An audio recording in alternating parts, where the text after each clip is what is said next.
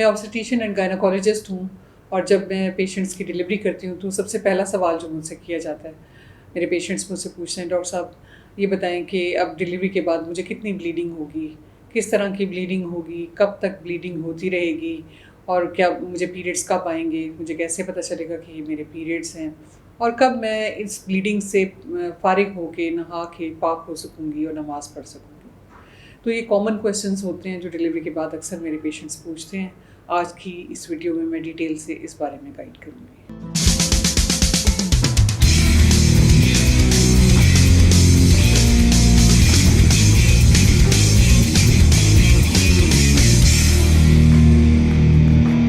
अस्सलाम वालेकुम, मैं डॉक्टर सबाहत खान हूँ। मैं डॉक्टर्स हॉस्पिटल और उमर हॉस्पिटल जोहर टाउन लाहौर में as consultant gynaecologist and IVF specialist practice करती हूँ। मेरे पास जब हामला ख़वातीन आती हैं और जब डिलीवर होती हैं तो उसके बाद वो काफ़ी एंशियस होती हैं, पूछ रही होती हैं कि ब्लीडिंग ये कब तक होगी, कैसी होगी, कब मुझे आपसे कांटेक्ट करना चाहिए और मुझे कैसे पता चलेगा कि मेरी ब्लीडिंग नॉर्मल है, एबनॉर्मल है। तो इस बारे में मैं डिटेल से आज की इस वीडियो में आपको गाइड करूँगी। देखें, जब भी डिलीवरी होती है तो जब भी प्रेगनेंसी होती है तो आपके यूट्रस के अंदर हार्मोन के इफेक्ट की वजह से बहुत से चेंजेस आते हैं। साइज़ बड़ा होता है और उसके अंदर की लाइनिंग थिक होती है, वहाँ पे प्लेसेंटा अटैच होता है। जब डिलीवरी होती है और प्लेसेंटा बाहर निकलता है तो उसके बाद यूट्रस को रियलाइज़ होता है कि अब प्रेगनेंसी ख़त्म हो गई है। इसके बाद यूट्रस का साइज़ श्रिंक होना शुरू हो जाता है, यानी छोटा होना शुरू हो जाता है जब बच्चा उससे डिलीवर होकर निकल जाता है। और डिलीवरी के बाद फिर यूट्रस के अंदर जो हार्मोनल चेंजेस हैं वो भी वापस रिवर्ट होना शुरू हो जाते हैं, यानी वापस आना शुरू हो जाते हैं, जिसकी वजह से यूट्रस के अंदर की जो लाइनिंग थिक हुई हुई होती है वो शेड होना शुरू हो जाती है। इसमें म्यूकस निकलता है, इसमें कोई टिश्यू के पीसेस होते हैं, बाज़ बात ब्लड होता है और लोकिया इसे कहा जाता है, जो कि डिलीवरी के बाद हर खातून को ये ब्लीडिंग होती है।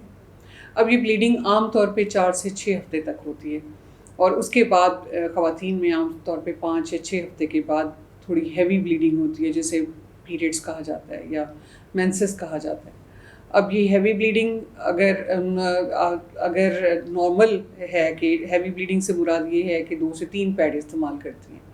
अगर बहुत हैवी हो जाए या क्लॉट्स आना शुरू हो जाएं किसी वक्त और लगे कि जी बहुत ज़्यादा ब्लीडिंग हो रही है और जिससे आपको वीकनेस हो रही है, आपको चक्कर आ रहे हैं, आपको बेहोशी तारी हो रही है, तो ऐसी सूरत में इस सारी ड्यूरेशन में अगर आपको लगता है कि एक्सेसिव ब्लीडिंग है तो फौरी तौर पे अपनी गायनोकोलॉजिस्ट से कंसल्ट करें।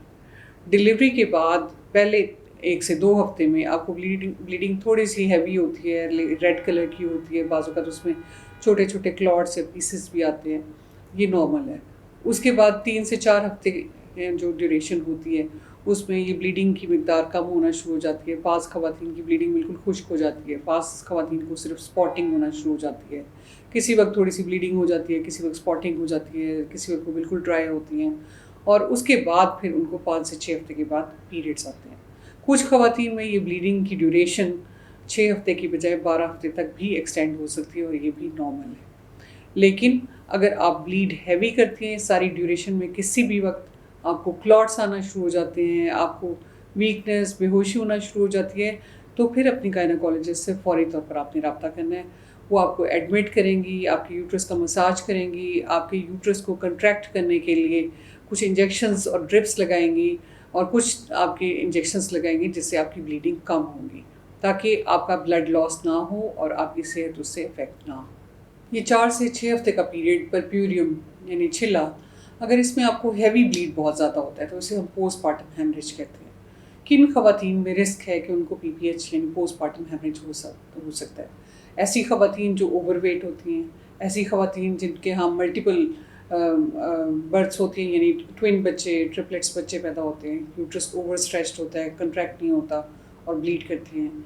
ऐसी ख़वातीन जिनमें आंवल नीचे की तरफ होती है, कुछ ख़वातीन में जिनमें फाइब्रॉइड्स हों, अगर ब्लड प्रेशर हाई हो, आप में खून की कमी हो, आप में कोई क्लॉटिंग डिसऑर्डर हो, आप कोई ब्लड थिनर मेडिसिन इस्तेमाल कर रही हो, आपका लेबर प्रोलॉन्ग हो जाए या बच्चा आपका 4 किलो से ज़्यादा वज़न का पैदा हो, तो आप में रिस्क है कि आपको हैवी ब्लीडिंग हो सकती है।